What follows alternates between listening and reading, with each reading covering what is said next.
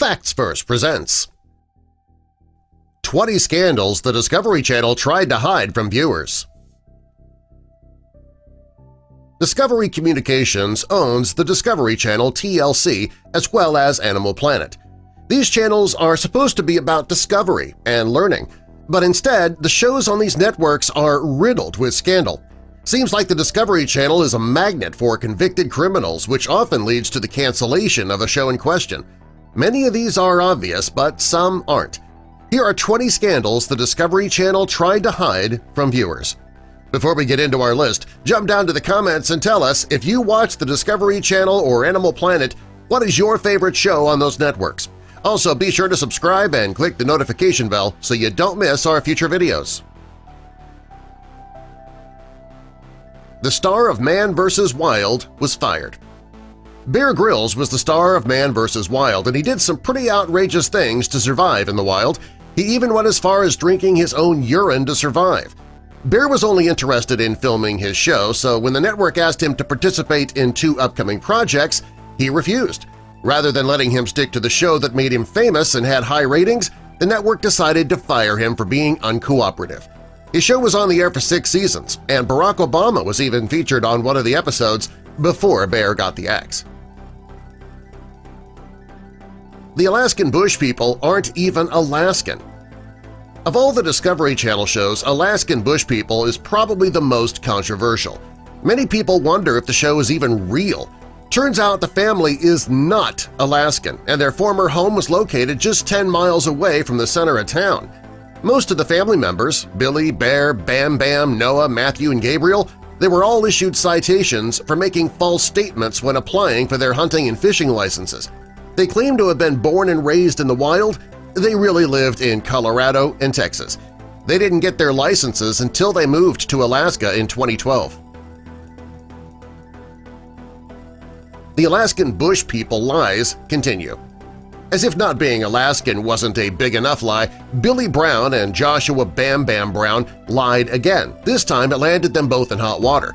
The state of Alaska has a fund called the Alaskan Permanent Fund Division. It gives residents thousands of dollars for being full-time residents. The 2 Brown men lied about living in Alaska, and they were given money from the state. Over 7 years, Billy admits to receiving $7,956, and Bam Bam collected just a little over $1,100, and they were both sentenced to 30 days in jail. American Guns cancellation. The Discovery Channel took advantage of America's firearms obsession when they debuted the show American Guns. The show revolved around the Wyatt family, who owned a custom gun shop called Gunsmoke Guns in Wheat Ridge, Colorado. The last episode aired in 2012. Despite the fact that both seasons had good ratings, the show was still canceled. Many people believe that it was canceled because of the Sandy Hook tragedy that took place in Connecticut. In 2012, a 20-year-old man named Adam Lanza shot his mother before taking her car and shooting up an elementary school. Teachers and students as young as 6 were killed. The Discovery Channel insists they did not pull the plug because of the shootings, though. They claim that they just didn't want to renew the show or show any reruns. Gunsmoke Guns was burglarized after American Guns cancellation. Shortly after American Guns was canceled, Gunsmoke Guns was burglarized. On February 27, 2013, a thief broke into the shop by cutting a hole into the roof. The cops weren't sure if the perpetrator acted alone or with somebody else, but they did manage to make off with 12 handguns and 13 rifles. It was the first round of bad luck for the family, but it would not be the last. Richard Wyatt never had a gun license. While the family was filming American Guns in 2012, Wyatt lost his federal firearms license for violating federal laws and regulations, although it was never specified which laws were actually violated. It made it illegal for him to sell guns, though. Despite the fact that he didn't have a license, he continued selling weapons through a straw federal firearms license that belonged to somebody else. The man who helped Wyatt was accused of changing the address of a store called Triggers to the address of Gunsmoke, even though he didn't own Gunsmoke or Triggers. When a customer bought a gun at Gunsmoke, they went to Triggers to fill out the paperwork.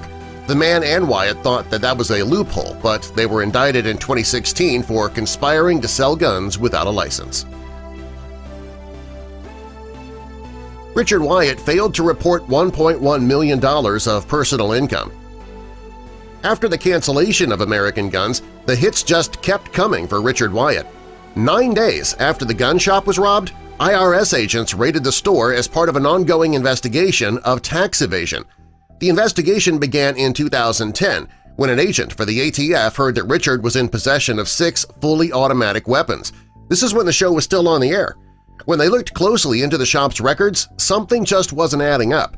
Richard was arrested for failing to report $1.1 million in personal income between 2009 and 2012. He was also charged with filing false tax returns. He was found guilty of 10 felony charges, including 1 count of conspiracy to deal firearms without a license, 9 charges of tax fraud and evasion, too. American Guns often dealt with pawn-happy criminals. As if there wasn't enough going on with the Wyatt family, Richard Wyatt also contributed to the sale of stolen firearms. In the last episode of Season 1, a man named Wiley Newton tried to sell an antique Colt pistol to the store.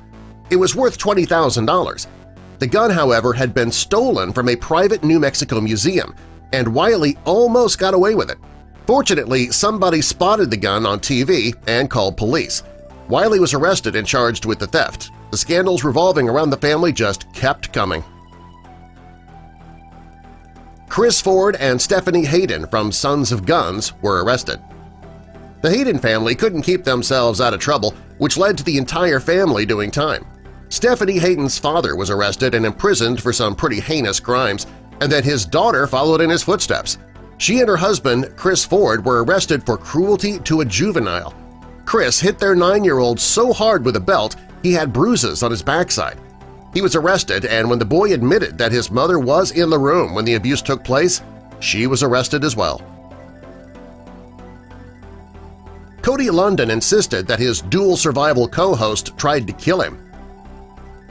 Cody London and Joe Teddy were the 2 stars of Dual Survival, but they apparently did not get along. Cody filed a lawsuit against the network, claiming that Joe tried to kill him while they were filming. Cody claims the producers wanted to make it look like he was losing his mind, but in reality Joe was waving an ice axe around, threatening to kill him on a mountain in Norway. Cody says this was the 2nd time Joe threatened to kill him. The first time was in Hawaii, and Joe threatened to impale him with a spear while they were filming there. He also claims that Joe showed him pictures of people he killed while in the CIA. Naked and Afraid crew members help the contestants. The premise of the show has a man and a woman who are sent into the wilderness to survive for 21 days with no clothes. They're each given 1 survival item, and they have to make it out of there on their own. According to a female contestant, though, she got sick after eating a turtle, and the crew gave her bread, rice, beans, and baby food. She also received an IV drip so that she wouldn't become dehydrated.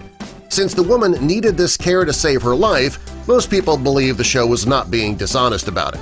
At the beginning of the show, viewers are told the crew will interfere in life-and-death situations, and the woman's condition was considered life and death.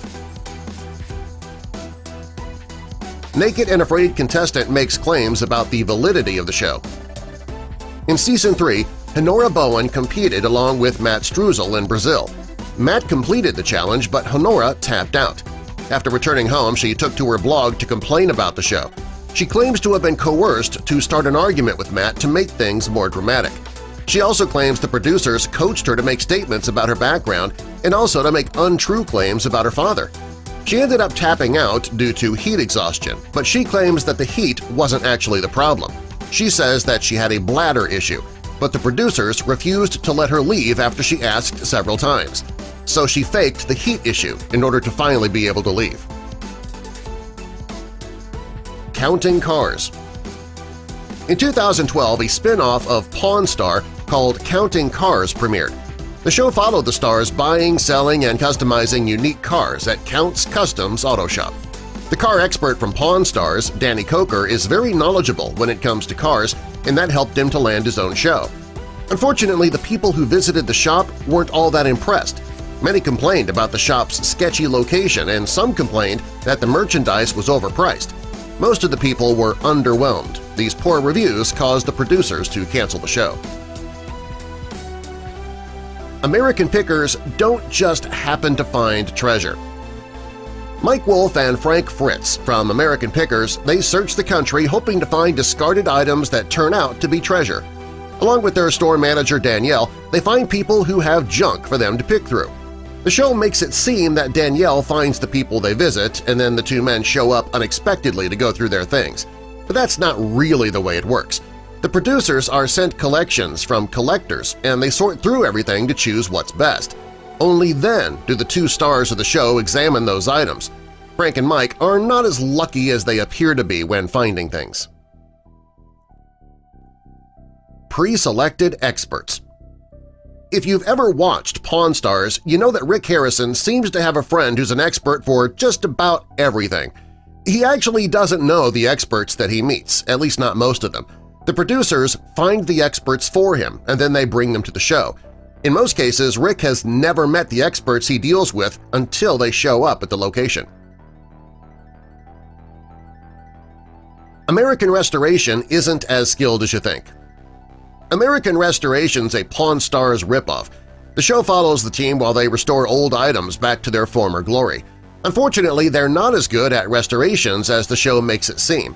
During one episode, the crew was restoring a go-kart. A fan noticed that the wheels on the cart were crooked, which caused them to wobble. For the enormous amount of money that they charge to restore items, you'd expect them to be a little bit better at it. The cast of Pawn Stars don't work there. Pawn Stars follows Rick, Chum Lee, and the old man as they work at their pawn shop. Before the cameras began following them around, they worked at that shop every day. But when the show became popular, things changed. When they were at the shop after the show became popular, it became impossible for them to get things done.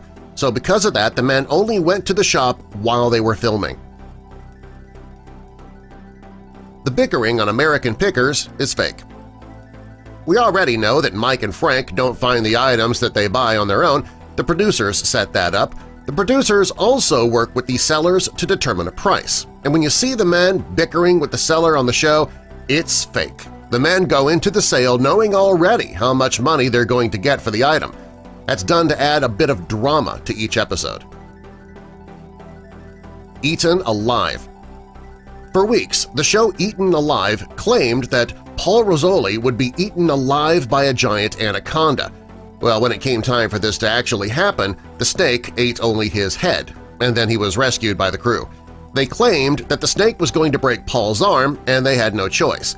It was a huge letdown for the fans, and it made the network look bad. They also, unsurprisingly, had to deal with PETA after the airing of the show. What other fake things do you see on the Discovery Channel and Animal Planet? Tell us in the comments, and subscribe for more.